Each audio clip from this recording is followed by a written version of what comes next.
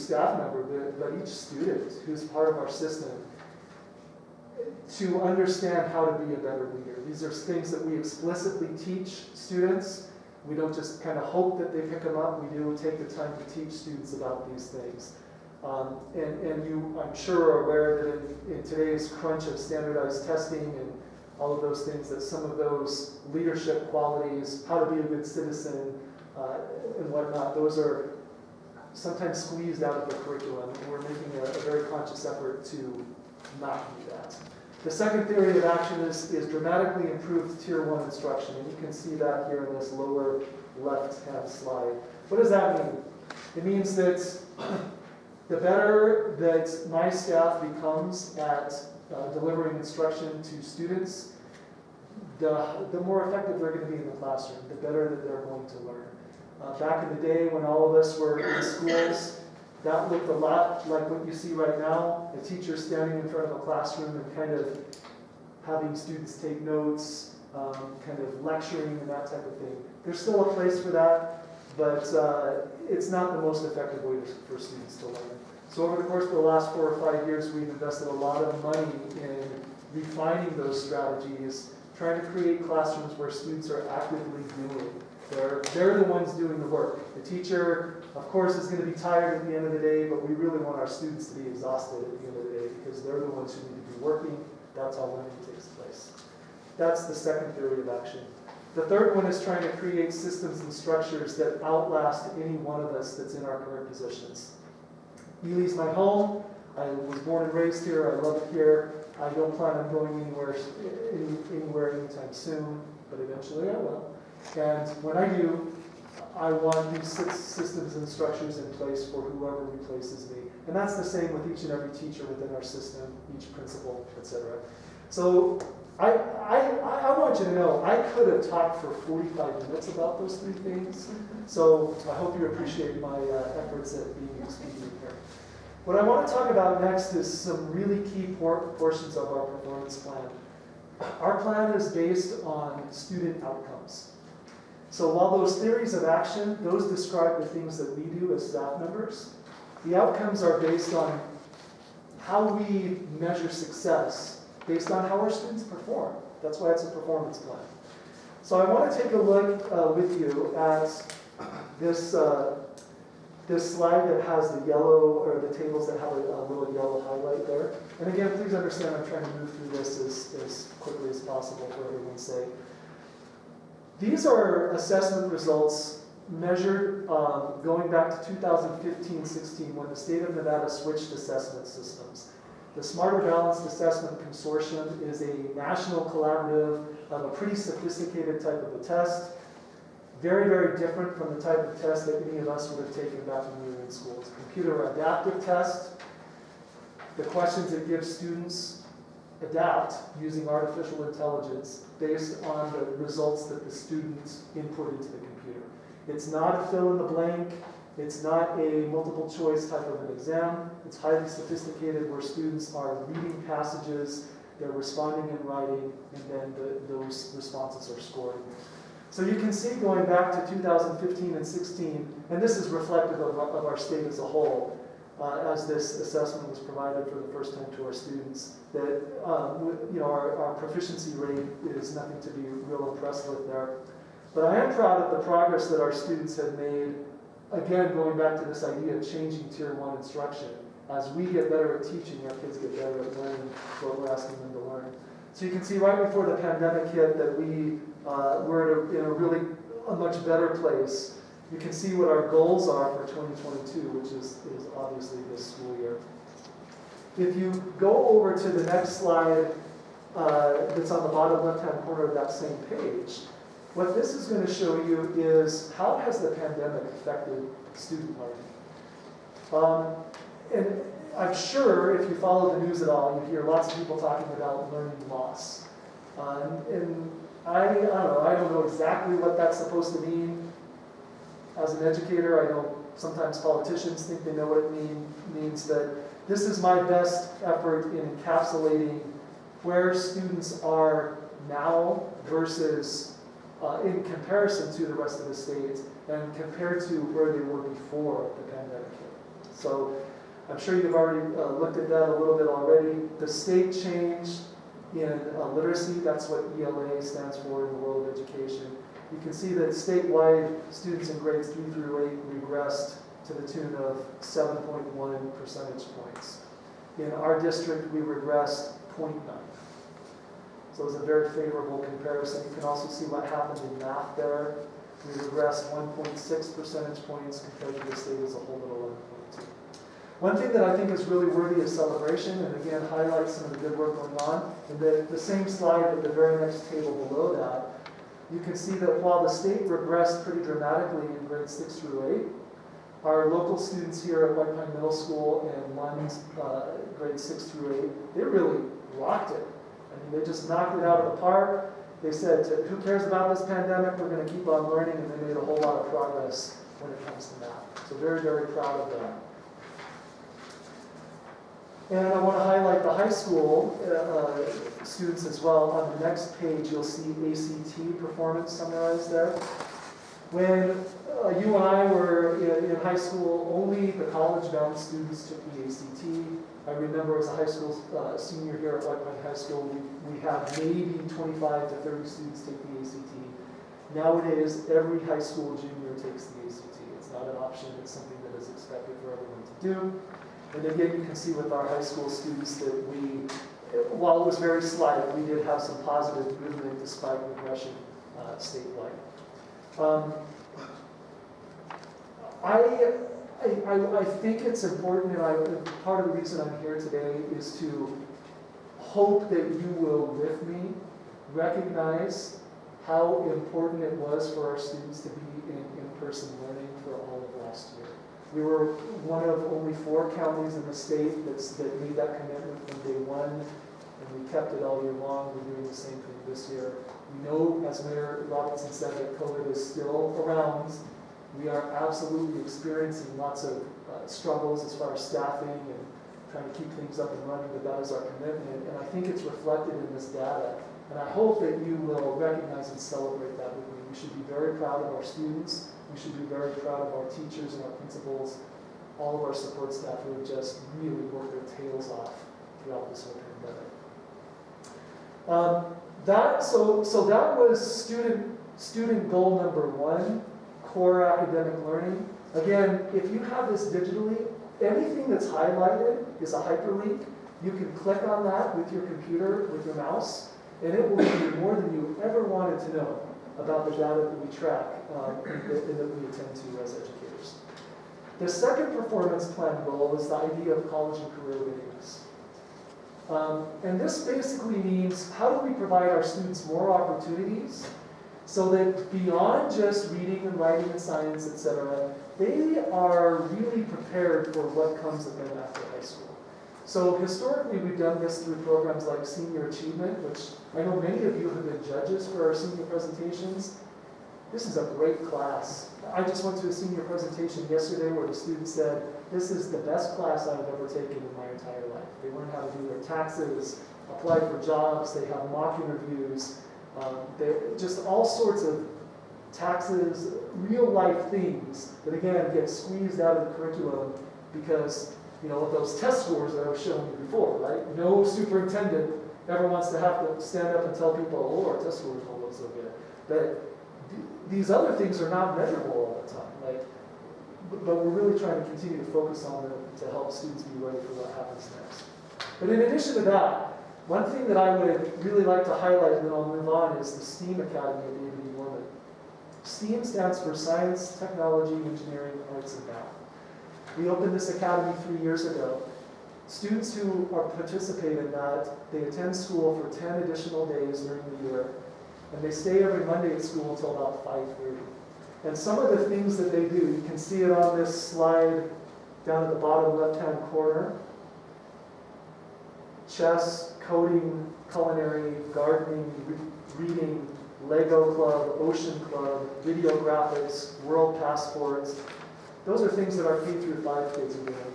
As a musician, I am so excited this year. I can hardly contain myself because we got a grant that put 16 full-size piano keyboards At David E. Norman, we have kids who are learning to play the piano every day as part of their school day. And if you read the research about music and how it correlates with academic achievement, it's super exciting. So what are some of the quantitative ways that we measure that? I'm looking at the bottom left-hand slide on this sheet.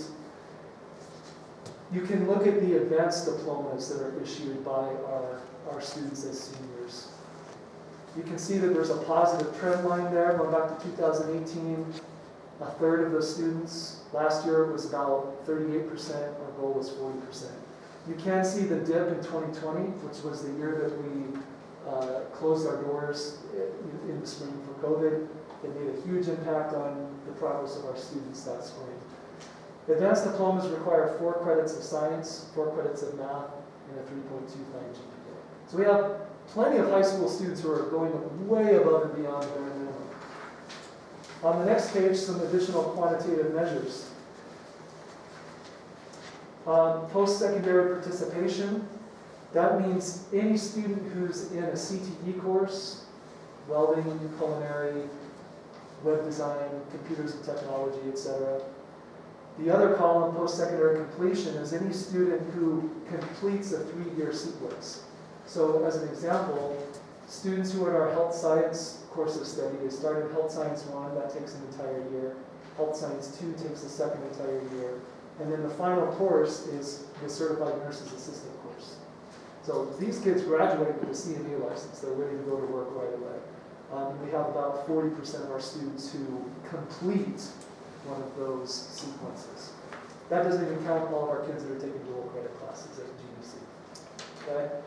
Before I move on, because I know my time is almost up, the other thing that I'd like to call your attention to along this college and career ready mode of thinking is the number of our students who are participating in this at the elementary level. Somewhere I have that data on there. I'm not seeing it, so I guess I'm just going to have to tell it to you.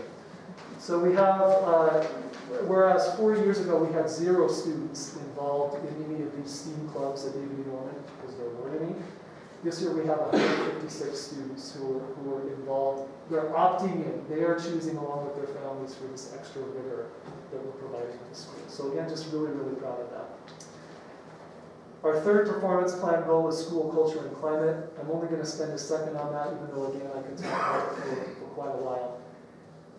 We are all struggling, I think, as adults during this pandemic. We wonder when it's going to end. It's hard for us. There's a lot of anxiety and ambiguity. But we have the advantage of some life experience, and we do know that it's going to end at some point in time. When you're 10, 12, or even think if you're a kindergarten student, a first grade student, and 20% of your life has been spent in a pandemic. You don't know what it's like to come to school and not have to social distance and not have to wear a mask and not have to do these other things. It's taken its toll on kids. So we really have heavily invested using our ARC-ESSER money in additional social workers, counselors, mental health supports for students, guest speakers to come in and kind of encourage them and let them know that we can make it through this and we can be kind to each other and we don't have to let all these stresses come out in really, really negative ways. There's more, but again, just to respect the amount of time that I've been given, I want to end with talking just a tad about some of the successes, the celebrations through COVID life, and the challenges through COVID life. Thanks for being patient with the way that these slides are put together also.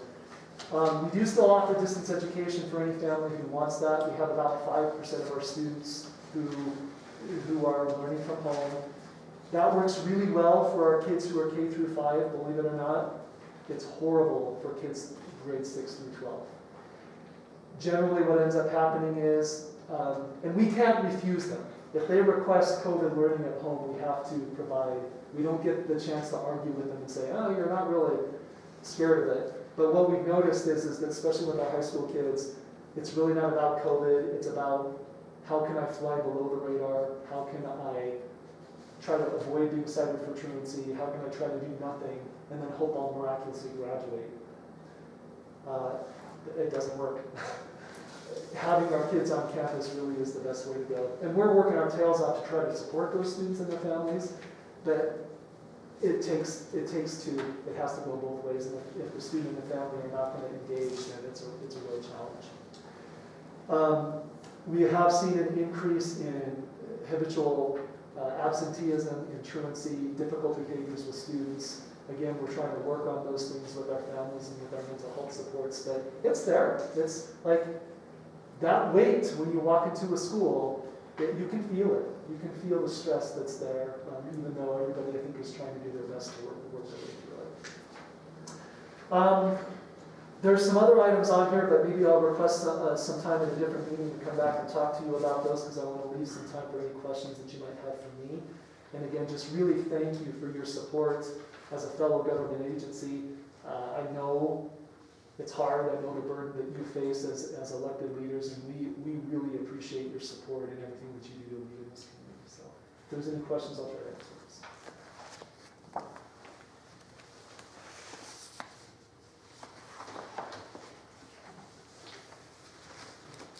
If nobody else has a question, I do have one or two that I'd like to ask. I didn't have a chance to get this beforehand and go through your presentation here. One of the things I noticed at the end was your slides about facilities and looking for $60 million to replace the middle school and the elementary school. Yeah. And while I can absolutely appreciate the cost savings and logistical simplification to get all your schools in one area, if you're going to be looking for support from the city for this plan, I would really encourage the district to sit down with the city and members of these neighborhoods where these schools currently exist to come up with a plan for the facilities you'll be leaving. That elementary school takes up a huge amount of real estate in East Ely. And that middle school is a huge part of our downtown. And not you personally, but this district does have a track record of abandoning their buildings and moving on. And there hasn't even been any discussion about what to do with this, and it ends up a problem for the neighborhoods where these old schools are. And so I can appreciate your issues and your problems with where you're at. But I hate to see further problems caused to the city and the neighborhood by not looking at a holistic solution on how to do this. For sure. Thank you, Mayor. And I actually had planned on talking about that because I know that there would be, of course, strong feelings about that. That's about 8 steps in the future in our thinking, because at this point in time we have really limited options when it comes to trying to seek the funding. And I could certainly give you what I think would be a very persuasive case about why those new facilities are good for students. I'll save that for another time. But I do give you my assurance, Mayor, and also members of the council, that were we ever to get into a situation where funds became available for that, we have every intention of taking that holistic approach that Mayor Robertson talked about and engaging all stakeholders in the discussion. We want to do right by our kids. We also want to be good community partners and good partners with our neighbors and tenants and everything else. So yeah, any discussion about what would happen with those facilities would include far more than just the board of trustees of the school district and school district staff. And I really have to give kudos to you and your administration. I've seen more meaningful maintenance done at these school buildings in the last 5-7 years than I have probably in the last 20. You guys really got above and beyond and done great projects, and I know it's a big apple to bite off. And I think you guys are doing great with what you've got. But if there's anything we can do to help, please feel free to approach us. Thank you. Appreciate it very much. Are there any questions for Superintendent Young? May I make a comment? Please go ahead. I I would like to say thank you very much for making the presentation, and to also let people know, and that they may not know, that Superintendent Young has also been very good about including the charter school in some of those social, emotional issues and diversity issues and things like that. And so I would like to say thank you, and know that in a lot of ways we try to piggyback on a lot of things that we are doing. And I'm just proud to share the educational system with White Pine. So Adam, I want to say thank you very much. Thank you, Mary Lynn. We appreciate the opportunity to interact with you and the good work that you're doing.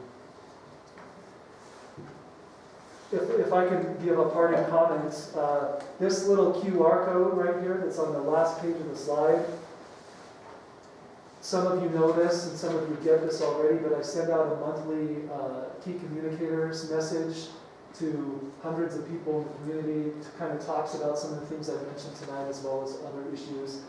If you're not on the list, if you're not getting those, all you got to do is take your camera, take a little photo of that QR code, and it'll take you to a form. You can put in your email address, and then I'll import that into my group list so that when I send those out, anybody who wants to be on it can get that information. And I would just encourage you, anytime you have a concern, my cell phone number's on here, please contact me.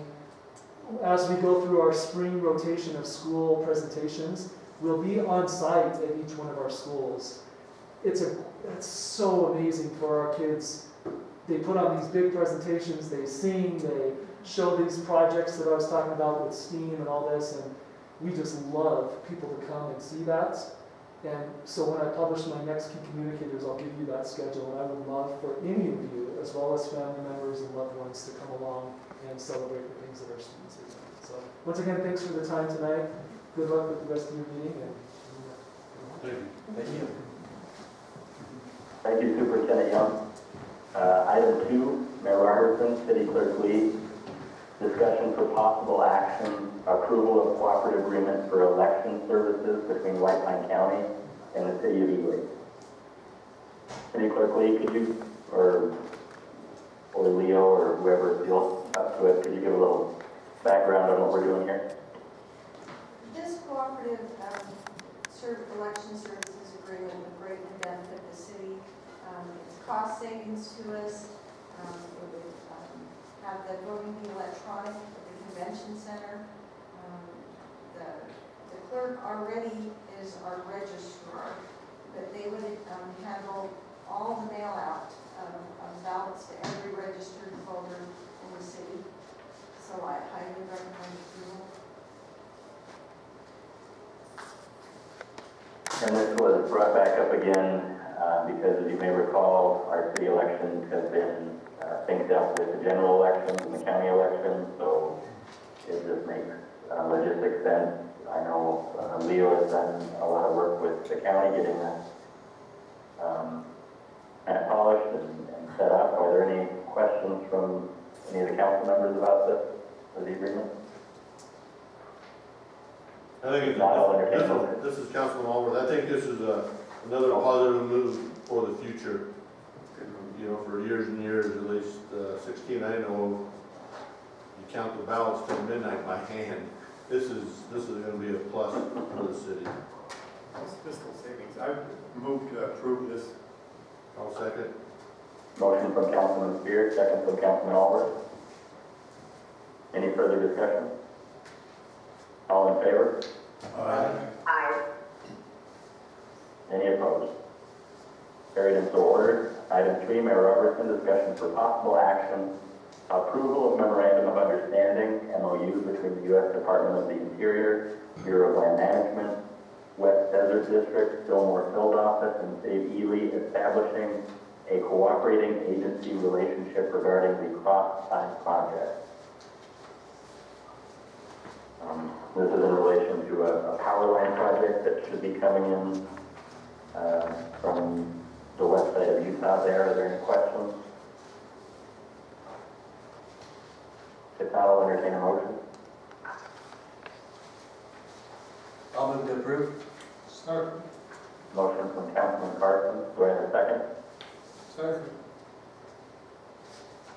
seconded. From Councilman Plingus. Yep. Any further discussion? All in favor? I, Any opposed? Carried and so ordered. Item 4 has been removed. Item 5, Councilman Spear, Councilman Allworth. Discussion for possible action, approval to request Nevada Capital Projects American Rescue Plan Act monies to fund William B. Ryrie Housing Complex project for visiting medical professionals. Councilman Allworth, do you want to give a little background here? Yeah, I will, Mr. Mayor, thank you, and I welcome Ed's input too, we've been together through this whole thing. This originally just started out with dealing with the COVID problem we have.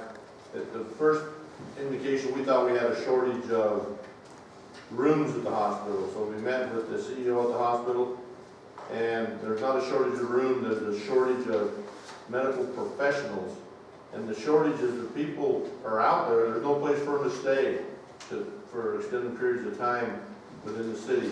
It's a housing shortage throughout the whole country. We're out here 200 miles, 250 miles from anywhere, so we sat down, the hospital board actually met with their group, and they had a contractor come 2 years ago, look at it, give them a preliminary design on a facility, but it was too expensive because of the federal money involved, Bacon Davis wages and so forth. So the group got together and was looking at this here, so we're gonna go with the same design pattern down there below the hospital. The hospital owns the land, and their board of trustees approved to go forth with the plan, which includes, you know, the design of an apartment style thing, some mini or tiny homes in the area down there, 8 to 10 of those there in a facility. So when a doctor comes in, he can leave his stuff in the room in one of the apartment type buildings or a mini home, and you don't have to keep moving around motel, and they're right short walk to the hospital. So our goal on this is hopefully the city will approve this, and at that time we will go out with a letter writing campaign. Berkeley and our Porter group, they've already got a letter drafted pending approval of this to go to the internal financing department with the state and GOED, Governor's Office of Economic Development, and we will push letters hopefully from other agencies, businesses, so forth, to require, you know, emphasizing the importance of having professional specialists in town. Our current staff does the best they can, but it comes down for a major surgery, respiratory therapist. Last week, for example, a respiratory therapist, they needed 3 of them. Sorry, no place for them to stay. So that's our big thrust, is to get funding using ARPA money. So that's what this is all about. Hopefully we can get some more staffing in here. Okay. What I'd like I'll entertain a motion. I was going to add a Go little bit to ahead. that, Mayor. Well, a couple of additional reasons on this that I really am adamant about is that throughout all this stuff you read from the different funding sources, it's called health monitoring providers. Well, we're like Jim said, 2 to 250 miles from the nearest facility for if somebody's in trouble. We have no public transportation. These doctors have no place to live or come here. There's a lot of them come through here. I just found out the other day that there was some line techs. They've had 3 different techs that wanted to come out here, didn't make it a month, and just said, you know what, there's no place to live. This is not housing for the community. It's doctor and professional monitors, medical monitoring staff, homes that they can come out here and rotate around. I think we're very lucky to have the hospital on an area where it's got enough property to do this. We've looked at it pretty in depth. I think it's a wonderful thing, especially where you take a look at Ely has 27, White Pine County, excuse me, is 27% of our population is a retirement or retirement age. A lot of them don't have means to have some friend haul them into special medical needs, and we can do that by helping have housing here at William B. Ryrie for those professional staff. One thing I like to add too,